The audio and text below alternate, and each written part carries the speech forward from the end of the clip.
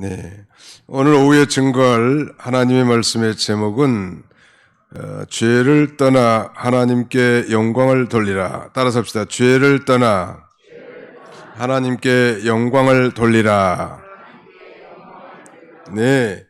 우리 이제 구원받은 성도들, 이미 죄에서 사함받은 하나님의 자녀들은 이제 더 이상 그 죄 가운데 머물지 말고 그 죄를 멀리 던져버리고 거룩함과 의로움 그리고 진실한 삶을 통해서 이제 하나님께 영광을 돌려야 할 그것들입니다.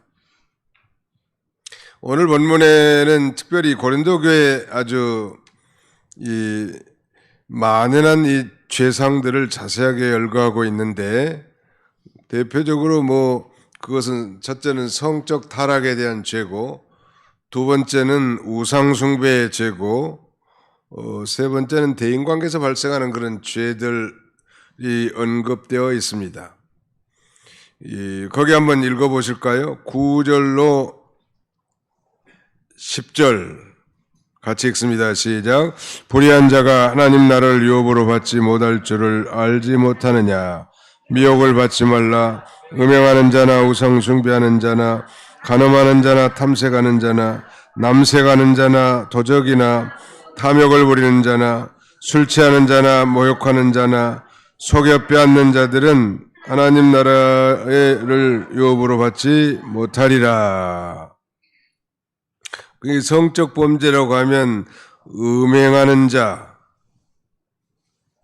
거기 구체적으로 간음하는 자, 탐색하는 자, 남색하는 자, 이게 다 성적 범죄겠죠. 그 다음에는 우상숭배, 그 다음에는 도적, 탐욕을 부리는 자, 술 취하는 자, 모욕하는 자, 속여 빼앗는 자, 이런 건 다 대인관계에서 발생하는 그런 죄들인데, 특별히 이 성적 타락과 우상숭배와는 아주 긴밀한 연관이 있는데, 전에도 한번 소개한 바 있습니다만, 당시에 이 고린도는 말 그대로 코린티안 하면 아주 타락의 대명사가 될 정도인데, 당시 이 고린도 지역에, 고린도 도시는 항구 도시인데 아가야의 수도와 같은 도시, 후에 로마에 합병되면서,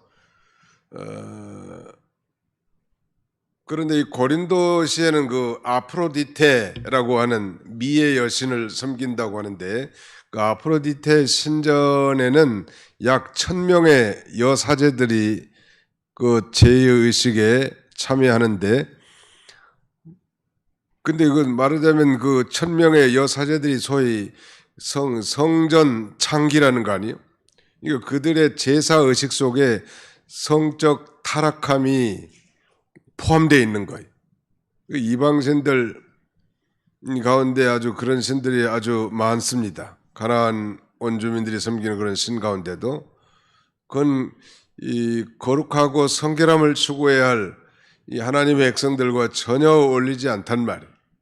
이 고린도 교회도 그런 곳에 이 교회가 세워졌기 때문에 이런 죄가 아주 가득 차 있었는데, 사도 바울은 이런 자들은 하나님의 나라를 유업으로 받지 못한다, 이렇게 아주 단언을 하는 것입니다. 이 무슨 말일까요? 여기 어떤 사람들이냐면 무려 한 10가지 정도의 죄들을 여기 지금 나열하고 있습니다. 구체적으로 다시 한번 보실까요? 9절, 불의한 자가 하나님 나라를 유업으로 받지 못할 줄 알지 못하느냐. 미혹을 받지 말라. 첫째, 음행하는 자. 둘째, 우상 숭배하는 자. 셋째, 간음하는 자. 넷째, 탐색하는 자. 다섯째, 남색하는 자. 여섯째, 도적. 일곱째, 탐욕. 여덟째, 술 취하는 자. 아홉째, 모욕하는 자. 10번째, 속여 빼앗는 자. 이들은 하나님의 나라를 유업으로 받지 못한다. 즉 천국에 들어가지 못한다는 거예요. 그러니까 이 구원받았다고 하면서도 이런 죄를 계속 짓고 있는 사람들에게 미혹받지 말라는 거예요. 속지 말라는 거예요. 그러면 구원받은 사람들 중에는 이런 죄를 짓는 사람이 없을까?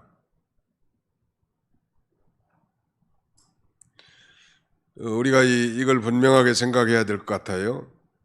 예수를 믿지 않는 사람, 불택자들은 내내 이런 죄가 행복을 가져다 주는 줄 알고 내내 이런 죄를 짓다가 마침내 회개하지 않고 지옥에 들어갈 것입니다. 그러나 성도가 만약 이런 죄를 범하면 지옥 가는가? 그 점에 대해서 우리 장로교 교리는 성도의 견인 교리를 믿습니다. 어저께 의정부의 어떤 교회 목사님한테 상담한다고 전화가 왔는데 보니까 자세히 들어보니까 그분은 알미니안이즘이요. 그 예수를 믿다가 죄를 지으면 지옥 가는 거 아니냐? 나보고 그렇게 얘기를 해서 끝까지 만약에 회개치 않고 그런 죄를 범한다면 그럴 수 있겠으나 진실로 예수를 믿고 중생한 신자, 거듭난 신자, 물과 성령으로 거듭난 신자는 그 구원이 안전하다. 그걸 제가 여러 번 얘기해 줬어요. 예를 들면 우리 부모가 이제 결혼해서 자녀들을 낳는데 건강한 자녀들도 낳을 수 있지만 장애자들도 이렇게 원치 않게 생기고 그렇단 말이에요. 그리고 또 건강한 자녀들이라도 일생 죄를 짓고 타락한 자녀들도 있는데 그렇다고 해서 그 자녀가 내 자녀가 아닌 것은 아니죠. 아니, 내 자녀가 범죄하고 다 말하자면 타락하면 내 자녀가 아니라면 내 자녀일 자녀들이 얼마나 있겠냐는 말이에요. 내가 낳으면 내 자녀요, 그건. 장애인이든 범죄하고 못된 조직깡패든 창녀촌에 들어갔든 내가 낳았으면 내 자녀라고. 언제까지? 죽을 때까지. 예수 믿는 신자도 마찬가지. 성숙한 신자들은 날마다 이 중생한 새 생명으로 살기 때문에 거룩함과 의로움과 진실함으로 하나님을 기쁘시게 할 수 있지만 구원은 받기는 받았지만 아직 연약에 둘러싸여 믿지 않을 때 행동한 그런 죄들을 범하는 경향이 있단 말이에요. 그가 정말 참으로 은혜를 깨닫고 바로 서기 전까지는. 어디 도둑의 왕초가 회개하고 신학교를 하고 목사 안수까지 받았다는데 나중에 남의 집에 도둑질하다가 걸렸다는 뉴스를 본 적이 있을 거예요. 그러니까 이 고질적인 이 죄에 대한 옛사람, 이걸 단호하게 절단시키지 않는다면 구원받고 하나님의 자녀가 됐다 할지라도 그 옛사람의 습관을 계속할 수밖에 없단 말. 정도의 차이와 종류에 있겠지만 종류가 다양했지만 우리 모든 사람들은 그런 말하자면 중독적인 일들이 많이 있는 거예요. 중독, 술 중독, 담배 중독, 성 중독, 그 다음에는 마약 중독. 중독이 있다고 하나님의 자녀가 아닌 건 아니요. 그도 예수를 믿고 하나님을 찬송하지만 그 중독을 이기지 못했단 말이에요. 근데 그 중독을 이기는 것이 불가능한 것인가? 그렇지 않아요. 우리 힘만은 불가능하지만 우리 안에 내주에 계신 강력한 영이신 성령님의 도우심을 받으면 그 중독에서도 해방되고 이단에서도 빠져나온 사람도 있잖아요. 이단에서 빠져나오기가 어렵습니다. 한번. 왜냐하면 옳은 것은 틀린 것을 옳게 믿고 옳지 않은 것을 옳지 않은 걸 옳은 걸로 믿고 틀린 것을 바르게 믿는다는 말. 이거 정 거꾸로 말하자면 그렇게 믿다가도 하나님의 은혜로 이단에서 빠져나와서 이 바른 교회 신앙생활하는 사람들도 있단 말. 그래서 오늘 이 10가지 이런 죄는 크게 성적 범죄, 우상숭배, 그다음에는 대인관계에서 발생하는 그런 죄들이지만 이런 죄들을 당연히 안 믿는 사람들은 그런 죄를 짓다가 회개하지 않고 마침내 저 영원한 지옥 형벌에 떨어지겠지만 예수 믿는 신자들이 만약 이런 죄를 지으면 영적 지옥의 감옥에 갇히는 거예요. 흑암, 영적 흑암에 갇혀서 기쁨도 감사도 없고 즐거움도 없고 그 다음에는 능력도 다 상실되는 거죠. 그래서 그런 죄를 단호하게 떠나라는 거예요. 특별히 단호하게 떠나지 않으면 자라날 수 없어요. 그러니까 배가 앞으로 출항을 해야 되는데 이 거룻줄에 딱 묶여 있으면 어떻게 앞으로 진행할 수 있겠냐는 말이에요. 그 거룻줄을 칼로 아주 단호하게 잘라버려야 대항을 마음껏 항해할 수 있지 않겠습니까? 여전히 어떤 중독이라든지 말이죠. 고질적인 습관, 죄악성들에 매여 있다면 우리의 신앙생활이 자유롭게 항해가 어려운 거예요. 누구나 그런 점들이 어느 정도는 있지만 종류는 다르죠. 어떤 물질적인 탐욕에 매여 있는 사람, 그것 때문에 못 나가요. 요새는 뭐 게임 중독이 많아요. 중독. 커피 중독. 커피를 안 마시면 하루가 넘어가지 않습니다. 이런 분도 계시고, 어떤 분은 이제 잠자리에 들 때가 됐으니 커피 한 잔을 먹고 자야 되겠다고, 그런 희한한 사람들도 있습니다만은, 아무튼 하나님이 준 걸 우리가 적당하게 즐길 수 있지만 중독되면 안 될 거예요. 중독. 그러면 거기에 매어버린단 말이에요. 거룻줄과 같은 게 딱 걸고 잡고 있기 때문에 더 이상 전진이 안 돼요. 그러니까 이걸 철저하게 해가고 단호하게 단절하고 중생한 영으로 살면 소망이 있지만, 그렇지 않으면 하나님이 여러 가지로 징계를 하고 매를 맞고, 또 고치면 소망이 있겠지만 끝까지 회개치 않으면 하나님이 여러 가지로 징계하다가 마침내 그 육신은 하나님이 취하시고 영혼은 주 예수의 날에 구원을 받지만, 그건 참 부끄러운 구원이라고 우리가 이미 배우지 않았습니까? 아무튼 이 거룩함, 성결함은 아무리 강조해도 지나치지 않습니다.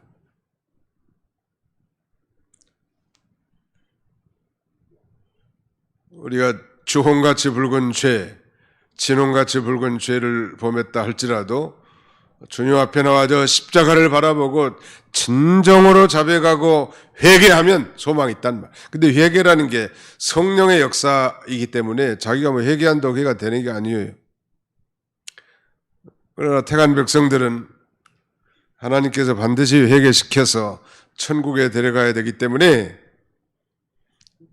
회개의 영을 부어달라고 기도하시고 철저하게 회개하고, 이제는 그 죄를 떠나서 하나님 앞에 우리의 몸으로 하나님께 영광을 돌리는 삶이, 우리를 하나님께 영광 돌게 살라고 그 죄 가운데서 건져놨는데 여전히 죄 가운데서 뭉개고 있으면 되겠냐. 마치 개가 그 토했던 걸 다시 먹고 돼지를 깨끗하게 써서 나비 넥타까지 걸어놨는데 시궁창에 들어가가지고 아주 진흙탕으로 입 벌리고 웃으면서 헤헷거리고 있다면 그 얼마나 안타까우냐는 말.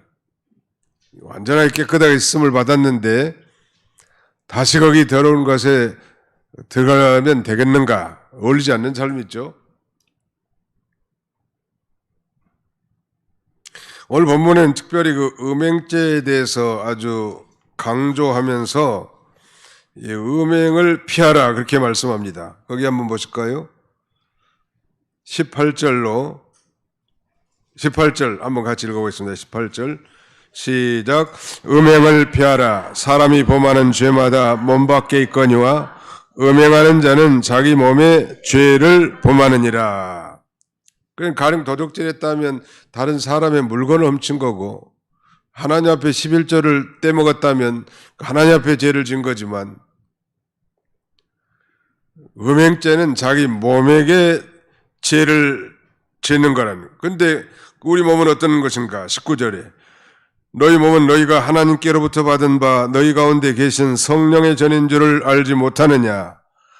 너희는 너희 자신의 것이 아니라 값으로 산 것이 되었으니 그런즉 너희 몸으로 하나님께 영광을 돌리라. 우리 몸은 바로 성령님이 계신 거룩한 성전이란 말이에요.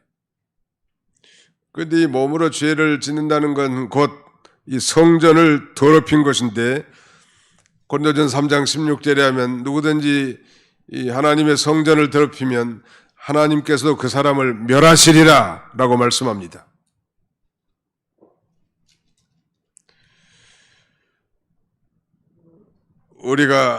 우리는 무력한 존재들이고 여전히 구원받았지만 육체의 부패성을 가지고 있는 존재들이기 때문에 늘 깨어서 기도하고 하나님의 기뻐하신 뜻을 따라가지 아니하면 이런 죄가 죄의 유혹을 받게 되고 결국 넘어지기 쉽습니다. 넘어지지 않는 경건의 수단은 하나님 앞에 기도하고 또 하나님의 말씀을 생명으로 삼고 나가는 거죠. 마귀는 어떻게 속삭이는가 하면은 이렇게 속삭이는 거예요. 자, 내게 거짓말을 해봐. 얼마나 아름다운 환경이 펼치는지. 아니, 저런 죄를 지어봐. 얼마나 쾌락이 있는지. 아주 유명한 사람이 이 죄를 지으면 마귀는 행복을 줄 것처럼 우리에게 미혹합니다. 그러니까 행복을 줄 것처럼 미혹하니까 죄를 짓는 거예요.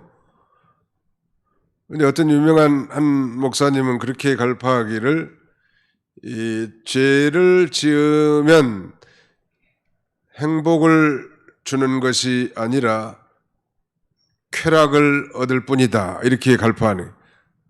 쾌락은 하나님을 정면 대적하는 죄 아닙니까? 이게 절대 죄 짓고 행복을 얻으려고 하는 건 어리석은 생각이라는 거. 그러니까 진실하게 살고 정직하게 사는 게 바보같이 보이고 어리석게 보이고 미련하게 보이지만 그게 정도예요, 정도. 그런데 음행죄를 어떻게 이길 수 있을까? 결국 다윗도 성군이지만 다 넘어갔지만 우리가 잘 아는 요셉의 예가 좋은 예가 되겠죠. 요셉은 이 애굽의 은 20전의 종으로 팔려갔다가 이 보디발 장군의 집에 가정 총무와 같은 존귀한 일을 맡았는데 그 보디발의 부인이 요셉의 아마 준수한 외모를 봤는지 자꾸 그 종에게 자신과 동침하자고. 보통 사람 같으면 다 넘어갔을 것 같은 내가 보니까 주인의 마님께서 지금 상대 좀 해달라고 하는데 잘 해주면 보너스도 많이 줄 거고 재산도 한 움큼 줄 수도 있었을 거니까. 그러나 요셉은 하나님을 경외하는 사람이란 말이에요. 그래서 내가 어떻게 여호와 하나님 아버지 앞에서 이 악한 죄를 범할 수 있겠냐고 도망가는 거예요. 옷이 벗겨진 줄도 모르고 도망치는 거예요. 여기서 중요한 이 음행죄를 이기는 힌트는 이 음행죄나 우상숭배죄는 싸우는 게 아니고 피하는 거예요. 믿으시면 아멘 합시다. 따라서 합시다. 음행죄는 피해야 승리합니다. 그러니까 안 피하면 그 죄를 범할 수 있는 거예요.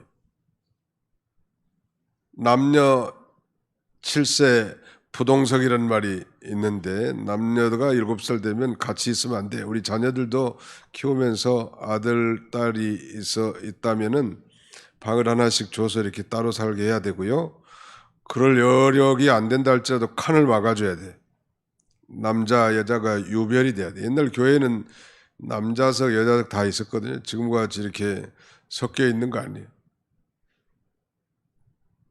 다 성경에 올려. 이게 다 점점 이제 무너지다 보니까 결국 죄가 다 관영하게 된 것인데 요새는 남녀 7세 부동석이 아니고 남녀 7세 자동석이요. 물론 먹고 같이 있다고 죄 짓는 건 아니겠습니다만은 그러나 성경이 그렇게 말하는데 성경이 진리인데 아무튼 성경대로 해야 되지 않겠습니까? 아무튼 그렇지 않으면 오해를 받기도 합니다. 오해. 옛날에는 목사님들이 예쁘게 한복 단장해가지고 같이 젊은 부인들하고 신방 댕기기 때문에 오해를 많이 받은 거예요. 목사하고 연애질한다고. 왜냐면 같이 뭐 남자 여자가 같이 이렇게 동행한 적이 없는데 우리 조상들은 그만큼 철저했는데, 아니 개신교 예수 믿는 사람들 보니까 뭐 같이 찬송도 부르고 뭐 밥도 먹고 뭐 심지어는 신방도 같이 따라다니니까 얼마나 그 오해를 받겠냐는 말. 사실 오해 받는 것 자체도 안 해야 되겠지만 덕을 세우는 일이 아니니까 그만큼 철저하게 해야 합니다. 이 교회는 남녀가 모이는 곳이, 특별히 청년부라든지 중고등부라든지 이런 이성 나이에 처한 사람들은 각별히 조심해야 되고, 또 관리하는 책임자들이 아주 유념해야 합니다. 그렇지 않으면 죄를 짓게 되고 결국 그 사람들이 교회 떠나게 돼요. 거기 공존하지 못하게 된다고.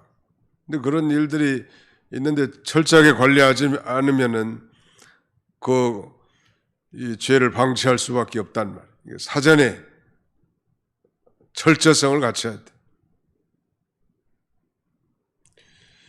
아무튼 이 우상숭배제도 마찬가지. 우상숭배 뭐 다 같이 절을 해야 된다고 그러면서 뭐 같이 있는데 그 분위기상 꾹뻑 안 할 수도 없고 말이죠. 제사집에 가면은 너는 와서 예수 믿으니까 절은 하지 말고 밥이나 짓고 저 부엌 한 구석에 서 있어도 괜찮다. 그러다가 얼떨결에 뭐 음식 갖다 주러 갔는데 다 일어서서 꾹뻑한단 말이에요. 조상신에게 절하는 거. 그러니까 아예 거기에 참석 안 하는 게 좋다는 거. 아무튼 이건 뭐 만고불변의 진리요. 왜 우리가 이런 죄를 범하지 말아야 되겠는가? 우리는 예수 그리스도의 피값으로 사신 하나님의 자녀이고 하나님 앞에 영광 돌릴 자란 말이에요. 그러니까 우리가 돈을 주고 뭘 사면은 그 물건은 돈 주고 산 사람의 소유잖아요. 우리는 하나님께서 예수 그리스도의 피값으로 사셨기 때문에 우리는 이제 소유권이 하나님 거예요. 내 자녀도 마찬가지고 소유권이 내게 있는 게 아니고 하나님이 나의 소유자시에요. 그러므로 값으로 산 바가 됐으니 그런즉 너희 몸으로 하나님께 영광을 돌리라. 이렇게 성경은 가르치고 있는데, 아무튼 우리의 몸은 거룩한 하나님의 성전일 뿐만 아니라 그리스도의 지체란 말이에요. 그러므로 우리가 음행을 피해야 돼요. 음행. 근데 이게 이 마지막 시대의 공통적인 이 특징, 심판 직전의 사회상은 음란방탕한 사회상이에요. 우리가 잘 배운 대로 소돔 고모라 시대 직전, 그 롯이 자기 딸들을 내주려고 하는 것 보세요. 그 동성 여자들에게. 그리고 그만큼 아마 이 타락한 시대였던 것 같아요. 또 노아의 시대는 하나님의 아들들이 이 사람의 딸들의 외모를 보고 결혼했단 말이에요. 그래서 거기서 난 자녀들이 소위 네피림과 같은 장부들이 나왔는데, 영적 감각은 다 없는 육체 덩어리, 고기 덩어리만 나온 거예요. 덩치들은 뭐 소만큼 큰데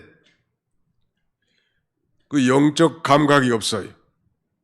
오늘 이 시대에도 우리 자녀 손들이 옛날 어른들보다 키가 다 커. 옛날에는 뭐 평균 뭐 65인가 그렇다는데, 그 다음에 요새는 뭐 70이 다 넘는다는 거 아니에요. 덩치가 다 소만한데 영성은 다 빠져나간 고깃덩어리가 있다면 무슨 의미가 있겠냐는 거예요. 노아 시대가 그런 시대예요. 근데 구체적으로 하나님의 아들들이라는 건 색계통의 경건한 신자들이 믿음이 없는 이 세상 처녀들의 껍데기만 바라보고 이렇게 결혼을 했다는 것은 엄청난 타락상을 보여주는 것입니다. 왜냐하면 인륜지의 대사 가운데 가장 중요한 게 결혼 아니에요? 가장 중요한 걸 불신앙적으로 했다면 나머지는 뭐 불을 보듯 뻔하단 말이에요. 이 시대에도 우리가 결혼을 잘 해야 되고 또 결혼을 잘 시켜야 돼. 아무튼 믿음 있는 사람들, 건강하고 믿음 있으면은 조금 호박같이 생겼어도 결혼하라고. 옛날에 어떤 목사님이 이병규 목사님을 찾아가가지고 목사님 어떤 처녀하고 결혼해야 됩니까? 물어보니까 아무나 하라고 그랬대. 아무나 하라고. 근데 아무라는 게 예수 믿는 사람 아무나. 아니 예수만 제대로 믿는 사람, 껍데기로 뭐 교회만 왔다 갔다 하고 뭐 활동 많은 사람이 아니고 정말 신자로서 거듭난 자매라면 그건 보물덩어리. 보물덩어리. 저도 얘들 다 결혼시켰습니다만 감사한 건 다 뭐 부잣집 뭐 대단한 집하고 결혼시킨 건 아니고 다 뭐 서민이고 그런데 감사한 건 다 권사님네 자제들이요. 다 믿음 있는 건전한 신앙을 가진 분. 그런 것에 대해서 감사하게 생각합니다. 아무튼 이 결혼을 잘하는 것도 음행죄를 이기는 거예요. 믿음 안에서 처음부터 잘 시작한다면 이런 죄에 빠지지 않을 수도 있겠죠. 당연히 그 죄를 이긴 건 적극적으로 남녀간에 부부를 서로 거룩하고 존귀하게 여길 줄 알기 때문에 사전에 방지가 된다는. 그렇지 않고 결혼 잘못해 놓으면 남자나 여자나 다른 데 마음을 품을 수 있단 말이에요. 그러면 그 가정이 깨질 수밖에 없잖아요. 결국은. 아무튼 죄를 멀리 떠나서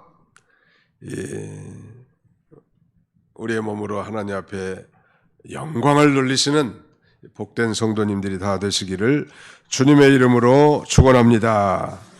기도하겠습니다. 기도합시다. 살아계신 우리 아버지 하나님께서 오늘도 거룩한 주일을 예비하시고 사랑하는 주의 권속들 온근 각지에서 다 불러 모으시고 하나님 앞에 예배할 수 있도록 은혜 주심을 진심으로 감사하고 감사를 드립니다. 자비로우신 우리 아버지 하나님, 특별히 죄를 떠나 하나님께 영광을 돌리는 것이 마땅히 우리의 삶의 목적이고, 그래서 이제 예수 그리스도를 닮아가는 삶을 살아야 되겠는데, 구원받은 백성이면서도 하나님의 자녀이면서도 여전히 옛사람을 완전히 벗어버리지 못하고 여전히 믿기 전에 그런 습관과 그런 이 죄악된 고질적인 풍습을 쫓아서 살아가는 어리석은 자들이 없게 해주시고, 오늘 주신 말씀을 마음에 깊이 새겨 이제는 하나님이 기뻐하시지 않는 것들을 다 제거하고,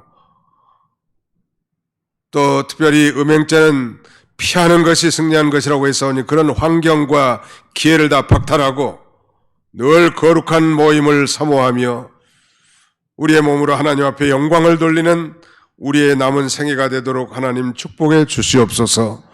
우리는 힘이 연약하고 우리의 힘만으로는 참으로 늘 쓰러지고 넘어질 수밖에 없는 존재들이오나, 우리 안에는 성령님이 내주에 계시고 그 성령님이 우리가 정말 거룩하게 살고자 하는 마음만 먹어도, 결심과 결단만 해도 우리를 도우셔서 우리를 거룩한 길로, 당신의 의를 위하여 우리를 거룩한 길로 인도하시는 하나님 줄 믿사오니, 날마다 이 거룩한 투쟁을 승리하며 살아갈 수 있는 저희들이 다 되도록 우리 하나님 인도해 주시옵소서. 그래서 이 누구든지 화평함과 거룩함이 없이는 하나님을 볼 자가 없다고 했사오니, 늘 그 거룩한 가운데 주님과 은밀한 영적 교제하며 하늘 뜻을 밝히 깨닫고 늘 주님과 동행하는 축복의 동행이 되도록 우리 하나님 인도해 주시옵소서. 특별히 육신의 질고로 고난 중에 있는 형제들이 많이 있사오니 하나님께서 그 능력의 손으로 붙잡아 주시고 치료해 주시고 회복시켜 주셔서 주님을 의지함으로 주의 능력으로 다 고침받고 치료받을 수 있도록 우리 하나님 인도해 주옵소서. 예수님의 이름으로 기도하옵나이다. 아멘.